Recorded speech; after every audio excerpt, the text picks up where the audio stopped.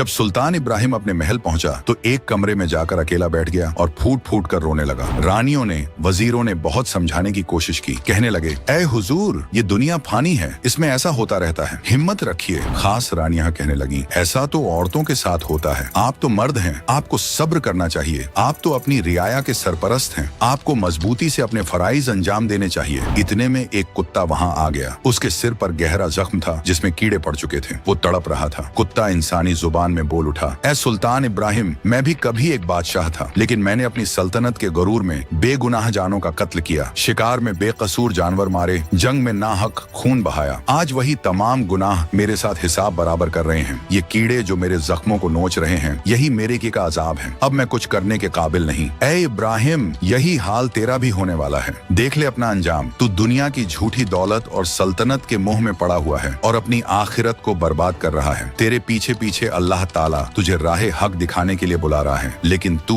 अब तक गफलत में है। यह लीला भी खुद खुदा ए कबीर जी ने की थी। यह अंतिम झटका था सुल्तान इब्राहिम को दलदल से निकालने का। उसी रात्रि में सुल्तान इब्राहिम ने अपने मुख पर काली स्याही लेपकर एक अल्फी के स्थान पर एक शॉल लपेटा। फिर कमरे में कमद बांधकर पीछे के रास्ते से उतरकर चल पड़ा। वो पूरी रात अल्लाह की याद में चलता रहा। तकरीबन 20 किलोमीटर का सफर तय किया तो उसे शदीद भूख लगी। उसने आगे एक मालन को देखा जो बेर बेच रही थी। वह मालन खुद खुदा ए कबीर जी ही थे, जो एक मालन का भेस बनाकर रास्ते में बाग के बाहर बेर बेच रहे थे।